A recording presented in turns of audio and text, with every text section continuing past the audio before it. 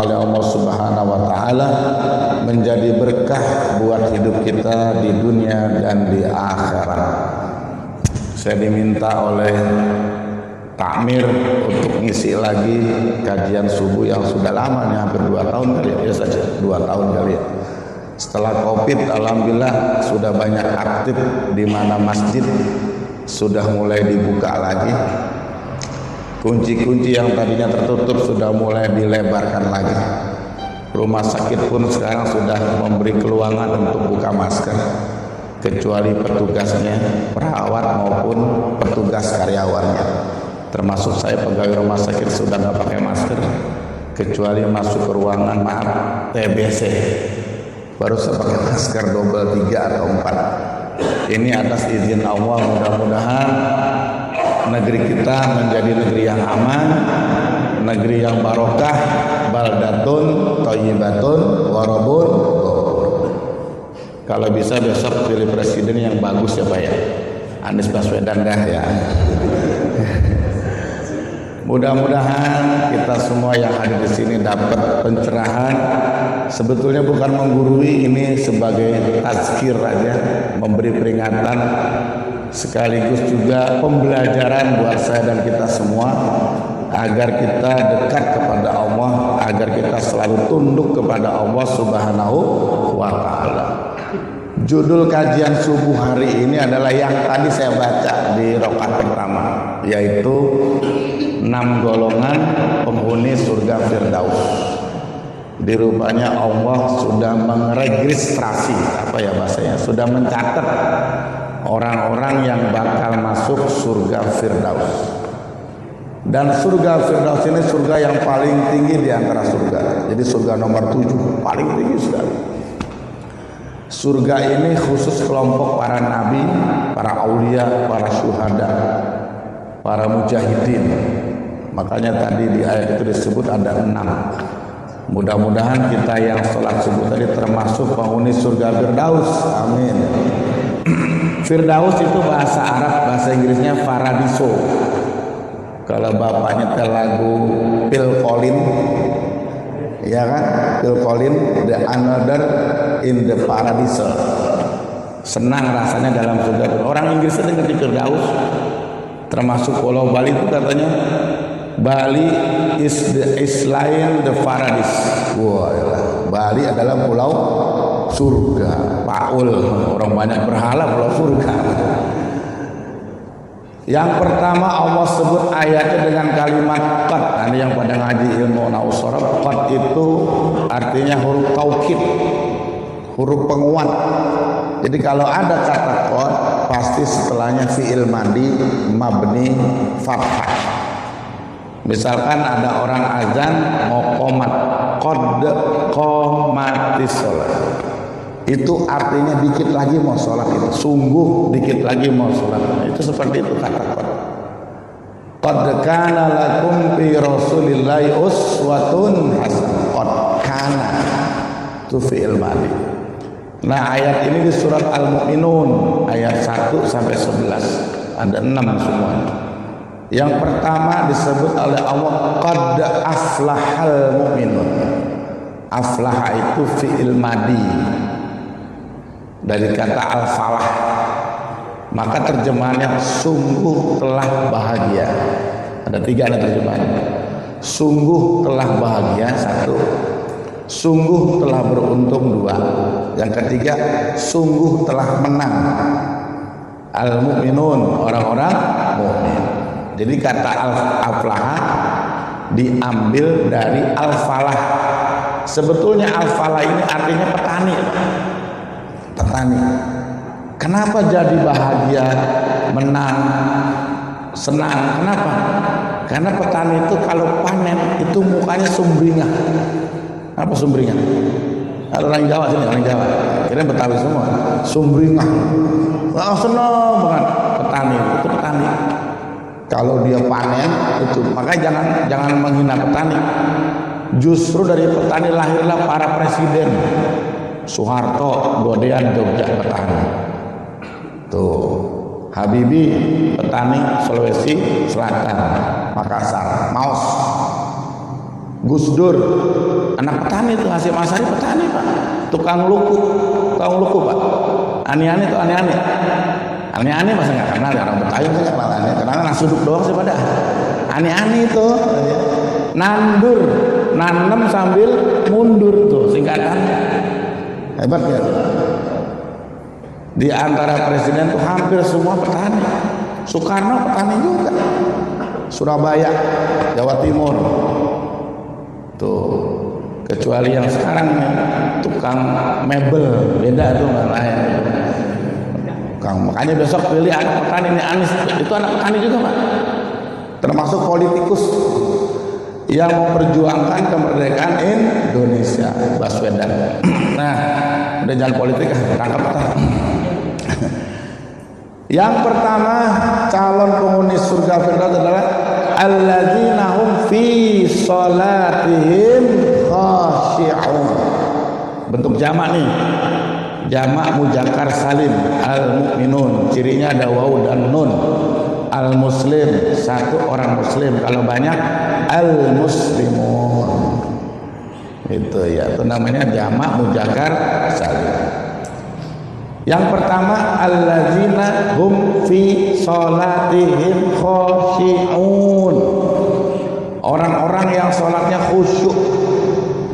Kata Imam Ghazali, khusyuk itu al-ainu yubsir, mata boleh melihat, wal udhunu yusmi, telinga boleh mendengar, walakin al-fam, akan tetapi mulut boleh yatazakkar wa yaqra, boleh berzikir, boleh membaca apa yang dibaca dalam apa sholat tadi itu. Walakin al-qulub, nah baru nih mulai masuk khusyuk. Akan tetapi hati hudurul qalb, menghadirkan untuk Allah. Itulah sholat. Makanya sholat nggak boleh merem. Kenapa nggak boleh merem? Dikhawatirkan dalam sholat kita menghayal, suruh melek matanya. Disinilah fungsinya sajadah. Maka itulah kenapa orang sholat nengok ke bawah, itu fungsi khusyuk di situ. Kita merendahkan tengkuk kita rendahin. Jangan dangis begini sholat. Makanya sejadah nggak boleh bergambar nih kayak karpet, polos aja. Coba kalau jamaah pria nih, seandainya besok dikasih sejadah gratis, tapi ada gambar Dewi Persik, apa yang terjadi Pak? Agak bakal khusyuk, yakin dah. Mantap sih niatnya, pakai usoli lagi, usoli fardu zuhri arba'a raka'atin mustaqbilal kiblati ma'muman lillahi Allah. Pas lihat Dewi Persik nggak jadi bar, Dewi Persik gambar. Jadi kalau pengen khusyuk sajadah jangan bergambar, tapi polos. Nah, kayak ini polos. Tapi sekarang sudah bergeser nih Pak, jamaah haji umrah. Kebetulan saya bawa jamaah umrah sama dengan beliau juga. Kalau kita perhatikan di tanah suci Mekah, orang sholat bukan ke bawah matanya, kemana Pak? Ngelihat jam besar, Big Ben itu, jam-jam, tower jam-jam begini Pak, nengok, berarti cakep banget jamnya tuh. Hilang khusyuknya. Kalau dulu sebelum ada jam besar hotel jam-jam itu, orang lihat ke Ka'bah sholat begini. Sekarang enggak begini ya. Makin hilang khusyuknya. Makanya khusyuk itu maknanya fokus. Fokus itu tetap, tidak bergoyang apapun, tidak terpengaruh. Pasti saya yakin Bapak ketika sholat di Masjid Al-Barokah ada orang nyetel dangdut. Betul nggak Pak? Dengar gak kuping kita? Dengar. Pertanyaan, joget nggak kita? Itu khusyuk namanya. Ketika Bapak sholat di rumah, Bapak mungkin punya cucu umur 1 atau 1,5 tahun lagi berangkat. Bapak lagi sholat nih, kan boleh melek. Soalnya hadis ya. Ketika melek, cucu Bapak pengen nyomot kabel. Apa tindakan Bapak? Melihat loh mata kita. Apa tindakan Bapak? Selamatkan. Sah-sah. Mana hadisnya? Kata Rasulullah, kalau kita sedang sholat kemudian ada ular, apain ularnya? Ularnya diapain? Dibunuh. Mana lagi apa? Lagi sholat. Sah sholatnya. Hebatnya.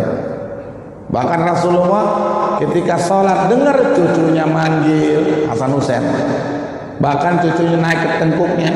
Nah, Nabi lamain sujudnya. Itu fungsi sholat khusyuk.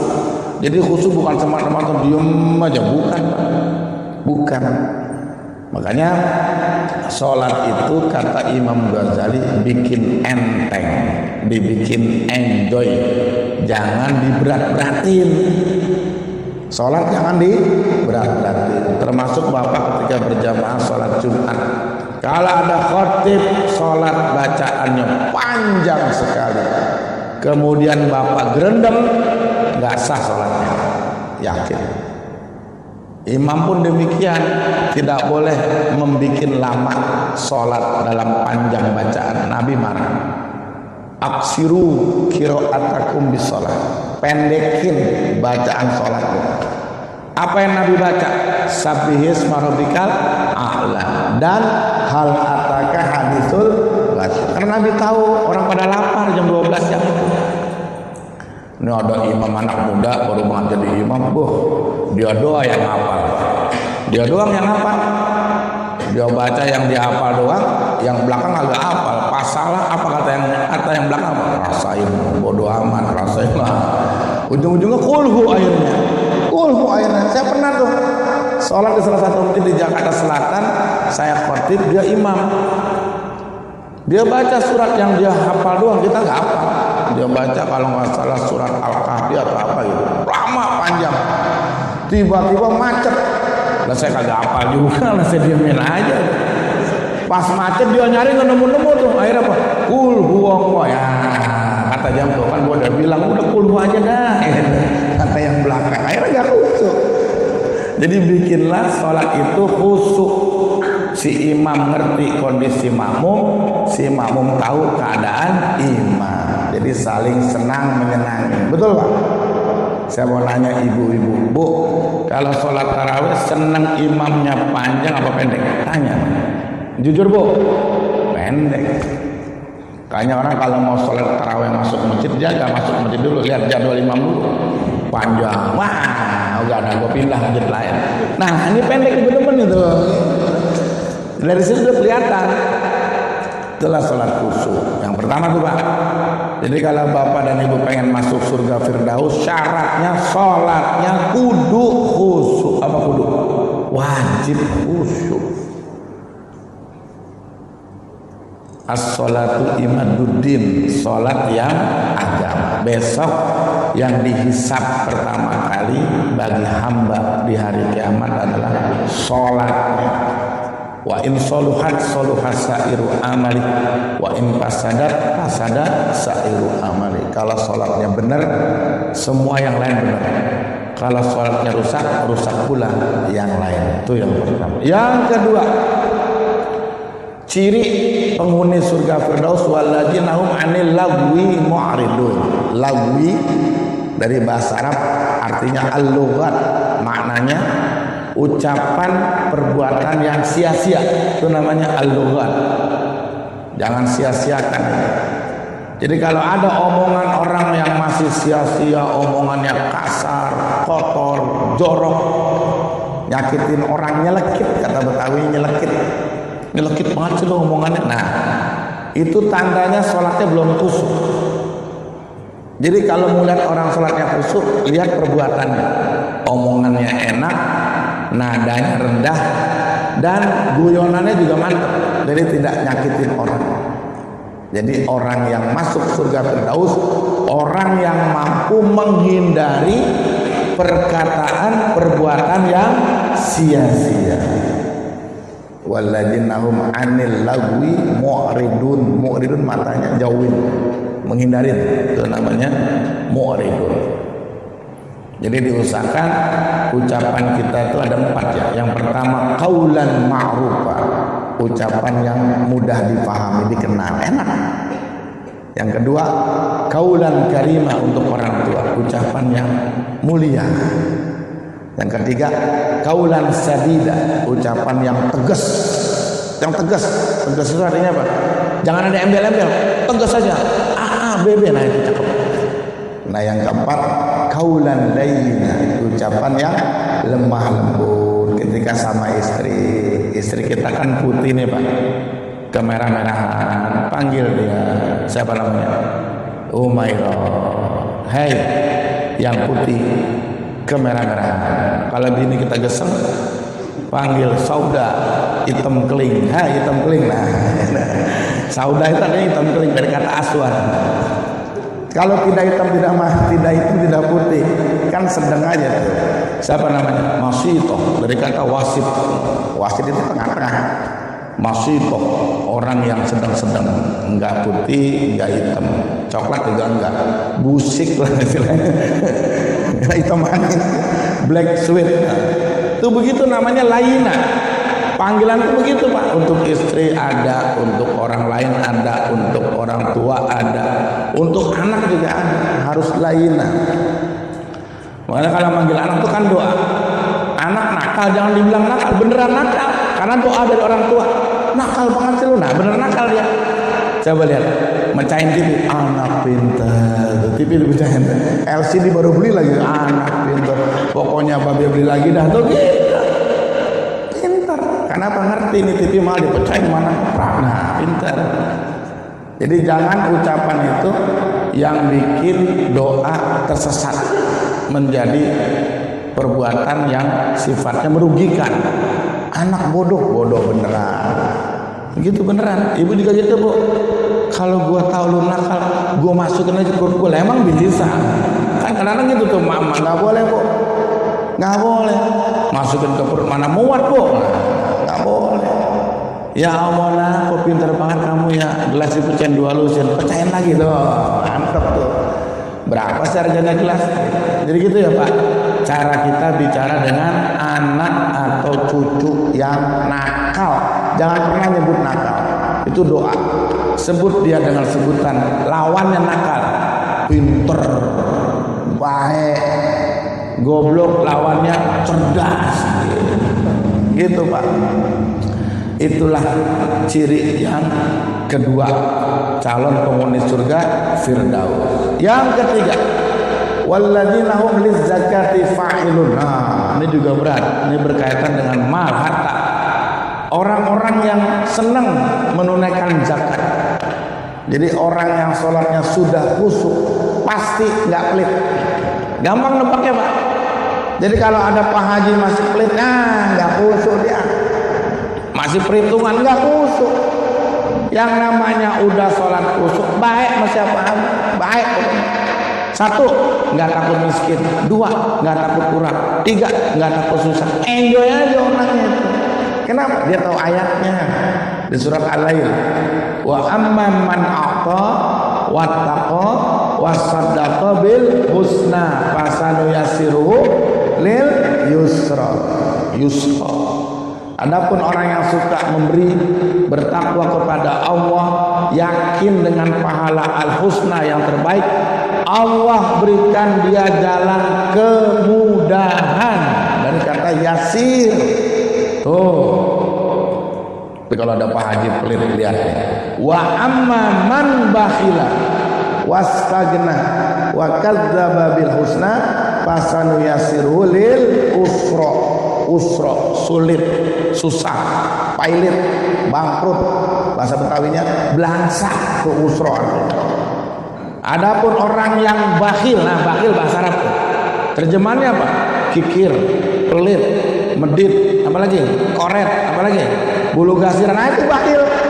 Pokoknya pelit banget dah. Kalau bahasa kitanya suka neken ya, begini tangannya, pelit. Wastagna, merasa cukup, nggak mau doa dia. Ngapain gua doa? Gua udah kaya, emang lu duha mulu. Itu ciri orang miskin itu gitu. Orang yang suka duha mulu karena miskin, ini sombong dia. Wa kadzdzaba bil husna, dia dusta dengan pahala, nggak ngerti pahala.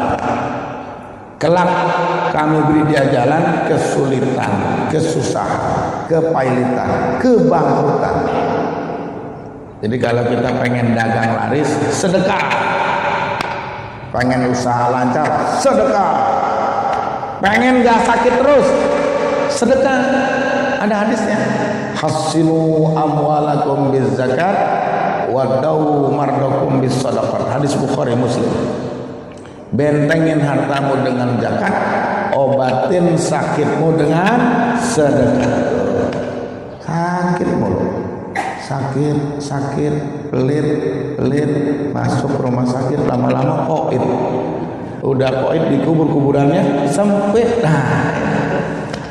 Udah jangan pelit dah, udah biasa. Makanya sekarang Pak, karena banyak orang paham ayat ini, akhirnya tiap Jumat banyak orang nyumbang nasi berkah, betul Pak? Hampir tiap masjid lihat. Sehingga banyak orang sholat Jumat gak khusyuk juga. Karena milih-milih, wah masjid telur rendang loh, masjidnya telur dadar jangan mau aja rendang gitu. Ya dia milih-milih Pak, milih-milih beneran. Oh jangan, sono rendang enak rendang, ono telur dadar mulu teman-teman.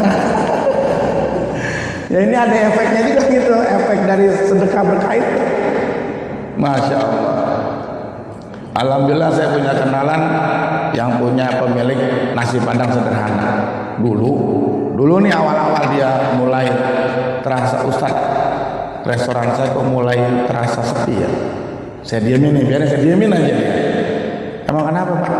Biasanya mohon maaf ya, sehari itu ada 500 box keluar dari 3 cabang, Rawamangun, Bekasi, sama Jalan Pemuda. Kok ini Pak Haji, kan Pak Haji yang punya. Anaknya dulu udah meninggal bapaknya. Mau nggak rahasianya? Apa Ustaz? Tiap Jumat kirim nasi ke masjid. Di Rawamangun ada 70 masjid, kirim. Gak usah 70, 5 atau 6 dah. Siap Ustaz, di jalan. Sampai sekarang apa hasilnya? Berkah. Dia nambah lagi tuh restoran Padang sederhana. Masya Allah. Awalnya dia ngasih cuma 50 box, naik 75 box, naik 100 box, naik 200 box. Akhirnya yang sholat jamaah di masjid, yang maaf nasi Padang sederhana lebih banyak ketimbang nasi Padang bungkus yang ada mereknya. Karena dia pakai dus, pada tulisan ada logonya, kan promosi dia. Promosi. Akhirnya setiap orang mau sholat habis khutbah Jumat kan sholat tuh, udah nggak khusyuk tuh, karena mikirin kotak itu sederhana gitu. Ya Allah, tapi insya Allah yakinlah orang yang nggak pelit hidupnya barokah. Amin ya Rabbal. Lihat dah orang yang pada baik, sehat mulu, rezekinya enteng aja tuh, enteng aja. Woi ngopi boy, kopi, terus gue bayar tuh, hebat. Orang begitu enak Pak, hidupnya apa ya? Enjoy. Apa sih enjoy? Enak aja gitu, nggak merasa sulit. Seneng aja, seneng, anteng. Kalau baca Betawinya anteng aja, nggak ada problem. Karena itu tadi tangannya itu enteng. Lihat ada orang pelit, sakit pinggang, susah kencing, anyang-anyangan, dikerokin. Tuh. Makanya kata orang Betawi Rawamangun, kudu baik sama orang. Apa kudu? Mesti baik sama orang. Mati aja orang baik, yang nguburin banyak. Coba orang pelit nggak ada yang mau nguburin, suruh mandi sendiri. Dia pelit banget sama Tuhan. Tuh hebatnya. Jadi yang ketiga inilah pantas kalau dia penghuni surga Firdaus. Kenapa dia baik? Dia zakat. Apalagi yang pada punya emas Bu, emas 84 gram.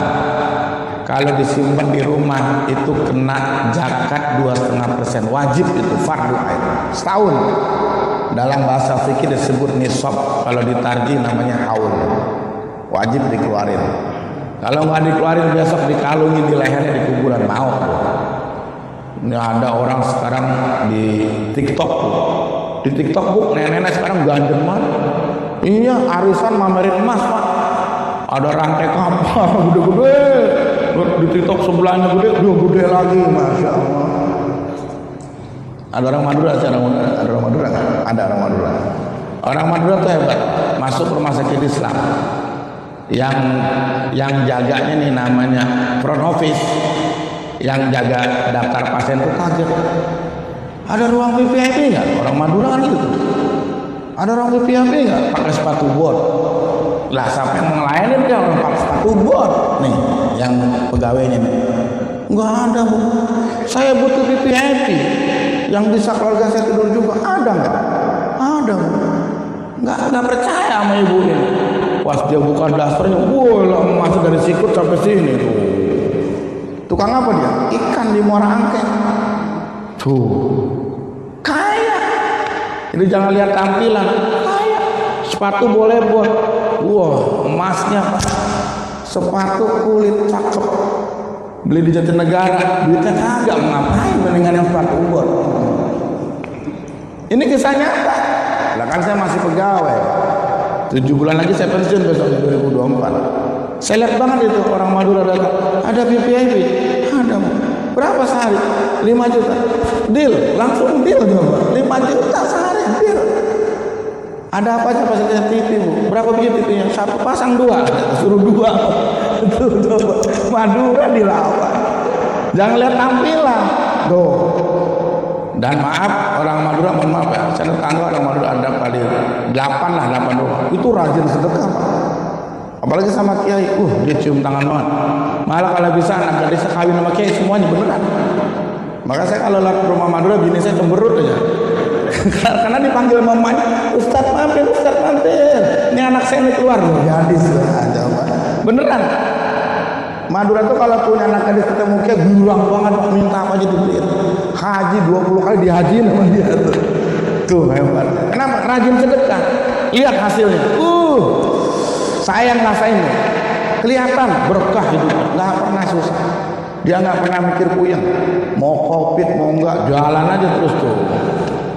Coba kita covid dikit bengong gila lama-lama. Dia mah enggak, anteng aja. Kenapa? Rajin sedekah. Nah, yang keempat, ciri penghuni surga Firdaus, walladzina hum li furujihim hafizun. Nah, hati-hati nih. Orang-orang yang menjaga kehormatan, tapi kalau terjemahan Departemen Agama, silakan Bapak buka di YouTube, di Google, itu terjemahannya agak sedikit porno ya. Orang-orang yang menjaga kemaluannya, bukan. Departemen Agama lebih tegas lagi. Kalau saya janganlah, nggak enak ngomongnya itu. Orang yang mampu menjaga kehormatan. Buat siapa sih? Buat laki-laki nih yang pada jajan. Coba tanya deh Bu, mana yang hafal tempat-tempat gituan? Laki-laki. Mau dekat rumah bini saya di Sukapura. Keramat Tunggak paling hafal Bapak. Kedua, Tanah Abang, Bongkaran, tuh tahu dia. Ketiga, Jatinegara. Keempat, Taman Lawang, Blok M, tuh apa? Yang kelima, Malpinas, Tambun, tahu tuh. Ibu mana tahu ibu? Kayaknya hati-hati Pak. Bu, ada ibu ya. Bu, jangan pernah izinkan suami bawa duit lebih dari 100.000, jangan. Bahaya Pak. Karena bapak lebih tahu, tarifnya lebih tahu dia. Di atas 200 tuh, udah langsung check in. Makanya bersyukurlah bapak-bapak yang hidupnya kayak saya sama nih, takut istri. Beneran, itu selamat di dunia dan akhirat. Jadi para suami yang takut istri, insya Allah tidak disiksa kubur. Amin ya rabbal. Siapa yang nyuruh? Allah yang nyuruh. Malaikat. Allah ya Allah. Nih, suami takut istri mati, jangan disiksa. Kenapa ya Allah? Dia sudah tersiksa oleh bininya, udah. Jangan disiksa. Aman Pak, beneran. Termasuk saya nih, takut bini nih. Aman, tuh begitu. Kita nisa'ukum harsul lakum faktuhunna ma syi'tum. Istrimu ladangmu, cangkul sepuasmu. Tuh ayatnya, buka ayat kalau percaya di An-Nisa. Jangan dicangkul yang lain ya Bu ya. Ini saya buka rahasia. Makanya pegawai rumah sakit Islam ada yang macam-macam, ketahuan saya langsung saya panggil. Saya kebetulan diamanatin oleh Dirut sebagai penasehat, pembimbing, motivator para pegawai yang pada, maaf dalam arti pengen bini dua. Apa dilarang? Enggak ternyata. Apa kata Dirut? Boleh Ustaz, tapi kasih ketegasan. Selama dia mampu, selama bini pertama tidak ngadu, aman dia kerja. Tapi kalau dia ngadu bininya, coret, PHK. Kamu kenapa Dok? Saya juga pengen. Nah, Dirut juga pengen Dirutnya. Dan betul Pak, ada satu pegawai bininya 3. Yakin Pak? Bener ini kisah nyata. Saya yang jadi saksinya. Pinter dia, nyari janda yang anaknya 2, 1, yang sudah kerja jadi catering, yang 1 tukang rias, yang 1 guru TK. Enak, dia gajinya utuh. Tuh, nyari yang begitu. Saya diajarin namanya orang nih, namanya Ahmad Zulhaq, beneran. Apakah dia? Tat, aneh kalau nggak punya duit nih, aneh datang ke rumah bini yang kedua. Bagaimana? Motor aneh taruh di Alfamart, aneh guyur badan aneh. Aneh beli Aqua modal 3.000, aneh guyur badan aneh jalan kaki ke rumah bini yang nomor 2. Terus gua cerita sambil ngos-ngosan, mah motor mogok mah, ini aku keringetan, padahal diguyur sama dia. Di mana mogok? Dekat Alfamart, dikasih duit gopek. Ntar buat bini yang kedua, ketiga gitu. Jadi rupanya orang yang bininya banyak tukang bohong. Udah selesai, kan gampang. Bener Bu, bener, setuju Bu. Udah bini satu aja dah, ya Pak ya. Alhamdulillah. Dah, yang keberapa sekarang? Yang kelima. Walladzina hum li amanatihim wa ahdihim ra'un. Orang-orang yang menjaga amanah dan janji. 2. Ini lagi musim caleg, calon legislatif. Pada janji sono, janji. Alhamdulillah tadi malam teman saya Ustadz Ahmad Syekhu udah ngumumin tuh siapa Pak capresnya. Anies, wakilnya siapa? Tong Imin, wakilnya. Udah tadi malam habis sholat isya, alhamdulillah. Artinya apa? Kita sudah siap mencari sosok figur pemimpin yang insya Allah mampu menjaga amanah dan janji. Mana contohnya? Jakarta ya. Nggak ada korupsi, APBD-nya jalan lancar, pembenahan kali, BKT, BKB, BKS, banjir kanal timur, banjir kanal barat, banjir kanal selatan, aman. Termasuk anggaran pembangunan stadion terbesar di Indonesia, JIS, Jakarta Internasional, nggak ada korupsi. Datang ujuk-ujuk nih partai kebo, ujuk-ujuk recokin aja itu, katanya rumputnya lah kurang standar. Astagfirullahaladzim. Kayaknya besok cari pemimpin, Pak, Bu, Bapak Ibu kan pernah ngaji tuh alif-alifan, ya kan, juz amma. Kita kan pernah merasa kecil tuh ngaji sama ustaz. Ayo baca ustaz. Apa nih? Alif fathah, alif kasroi, alif doma. Di antara 28 huruf hijaiyah, jangan dipilih yang 2 huruf ini, 1 huruf pa, kedua huruf ogin. Pilih yang huruf alif aja. Anies Baswedan, Pak Puan, Pak Prabowo. Jangan. Ogin Ganjar, jangan enggak. Udah alif aja nih, alif. Anies Baswedan. Bapak kalau tadi saya baca waladhdallin, bacanya apa? Itu pilih dah. Amin, Anies dan Caimin. Saya bukan orang partai, enggak, saya enggak ada kaitan sama partai. Cuma saya senang aja figur ini. Agamanya hebat, sama Islam begini, enggak tebang pilih. Masjid dibantu, apa aja dibantu, kegiatan sosial, ayo. Kemarin beliau nih Anies ikut Maulid Nabi di pesantren terbesar di Bekasi, namanya At-Taqwa. Kayak Haji Nur Ali, saya tidaknya di sana tidaknya. Kayak Nur Ali, luar biasa, yang datang ribuan. Bukan lihat Anies, tapi lihat sambutan yang luar biasa. Ini bukan lagi kampanye, bukan, kalau ditangkap lagi, bukan. Cuman nyuruh situ doang, maksudnya gitu. Pokoknya Bapak ingat aja dah kalau lagi waladhdallin, apa jawabannya? Amin, kan nggak mungkin. Ganjar kan nggak mungkin. Apalagi Puan, tambah parah, nggak mungkin. Jadi gitu. Nah yang terakhir, kan 15 menit lagi ya.